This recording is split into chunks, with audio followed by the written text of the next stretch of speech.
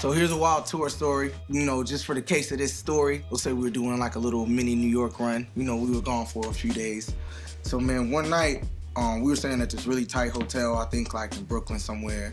And it was like just really lavish. And then we had a show with like Killer Mike, I think. And then it was like a really tight show. My mom came. You know, my whole family's from New York, so like it was cool. That was like her first show. She hasn't seen me since she moved back, so that was really tight. And then Killer Mike, he's like a legend. So it was like kind of like a really cool moment. So after that, like everybody got trashed. Like I got really drunk. Johnny, Fonny was there. Just everybody got drunk. Be Right was lit. At one point at the end of the night, me and my homeboy Alex, and I want to say maybe Johnny and Dave, we took a cab back to the hotel because we was like, man, look, we can't get any drunker. The night was cool. We had just like finished kicking it with like yams and shit, like out in front of the bar. We was with J Dirt. It was just a cool night. So it was like, man, we out. So we catch a cab to the hotel, and I think like Fonny's in the front seat, or something happens, cause CeeJ is like by the window in the cab. So CeeJ just has been saying he's done, like he's super lit, it's over with for him. So we're like pulling up towards the hotel, and I think Fonny just starts like pointing at CeeJ. And I'm like, what, bro, what? Man, I look over at CeeJ, and he's like all dressed up, he's like in all white, cause he's like a fashion guy. He is like just throwing up, like it's just coming out of him, and he looks like just so lost and scared, like what the fuck? I don't think Alex has noticed yet, and Alex was paying for the cab, and the cab driver was like, you throw up in my car? And we were like, nah, he didn't throw up, none of it's in your car, We lied, like it's like all over the side of his car. So we just jump out, and we're trying to like get CeeJ back up to the room. And Fonny starts filming, and CeeJ gets pissed. Like, he's like, stop filming me, bro. Like, don't fucking film me. And then Fonny, like, still has his phone in his face. He's like, I'm not filming you. I'm not. And then we finally got him upstairs, and he had to take a shower, like, in all his clothes. He had, like, this expensive-ass leather jacket on. He just got in the shower. He ruined it. It got mold all on it. That's, like, one of the best stories of my 20s. I love that story. We had just performed, and I think we was in Brooklyn. We was going around this one street, and some kid had threw a beer at the side mirror, broke the whole mirror. I immediately said, stop the van and whoop his ass. It's 9 of us in the van. It's 3 of them. We get out. I immediately run up to the guy. He kind of looks like, really? You guys want to fight me for this? And so I'm like, this nigga don't want to fight. Everybody else gets out the van and just demolishes all 3 of them. One of them had a rollie on. We should have took the rollie, but we kept it discreet. I think he broke his nose. Dave smacked it. He said he smacked his broken nose. It was sad. His homies was like, no, he's drunk.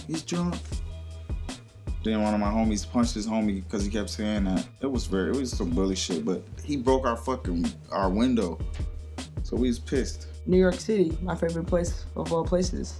Me and CeeJ, we were on tour, and we had like a couple off days. We decided to go to this thing that Just Blaze does called this house party at fucking Webster Hall. Fucking crazy. So we got like hella drink tickets, and we're like, bro, let's fucking turn up. So, you know, CeeJ thinks he's a Jamaican, clearly. So we're like in the reggae room, and he's like already drunk by the time he got to me. So he's like ordering hella shots. We're just drinking hella shots. He started buying some girl drinks, right? So the girl's like, okay, yeah. She's like feeling me and CeeJ. Her homegirl comes over and she's like trash. So I'm just like, so by then I'm like drunk. We didn't got this girl drunk. Everybody's drunk. We're taking shots. The reggae's playing or whatever, so we kicking it. It's like different floors at this house party. So we go down the floor. So I'm like fucked up by now. CeeJ is fucked up. This girl is not, it's not it. She's not it. But me and CeeJ just like, fuck it, bro. We're not going home dolo tonight. I never like made out with a random girl in my life, but I made out with this girl with CeeJ. She's like, CeeJ is like right here making out with the girl,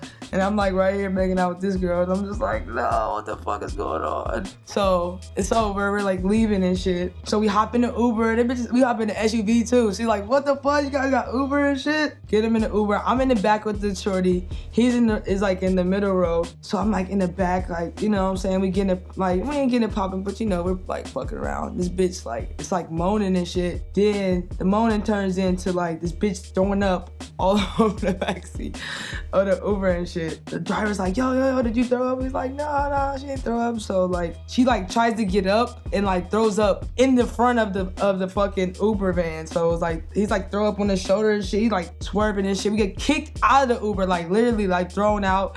This girl's like crying, like, oh my God. I'm just like, bro, let's get the fuck out of here. Fuck these bitches. Let's get the fuck out of here. But CeeJ was like, no, I'm not leaving. This girl like, and then the girl wanted to leave, but she didn't want to leave her friend. And it was just like, the girl ended up coming back to the crib. The one girl, the other girl, we like left that bitch. We was like, yo, we can't. She's like crying on the sidewalk. We like giving her water and food and shit. We like, I'm out. Her other homegirl was with her, so she like left. She like left her homegirl. Then I had to pee, so I went around the corner to go pee. Fucking dropped my wallet out of my pocket. So we're on the way back to Brooklyn in my homie's whip, and then I like touch my pockets. I'm like, fuck is my wallet at? So we're like all the way back in Brooklyn, and I don't have my wallet. I'm like, yo, I dropped my fucking wallet, and when I was pissing outside, so we had to go all the way back. Luckily, I was in the bushes, so I knew exactly where it was.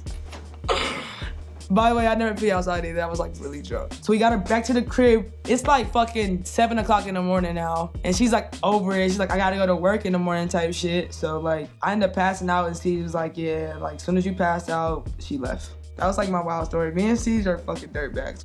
And if I just come out and be like, hey, you know, I'm gonna go out on the streets of the Bronx and find me some marijuana, I'd have to sit there for 30 minutes and explain to them, and they'd go back and forth. Is this a smart decision? Because I want to be an artist and looked at also as a businessman.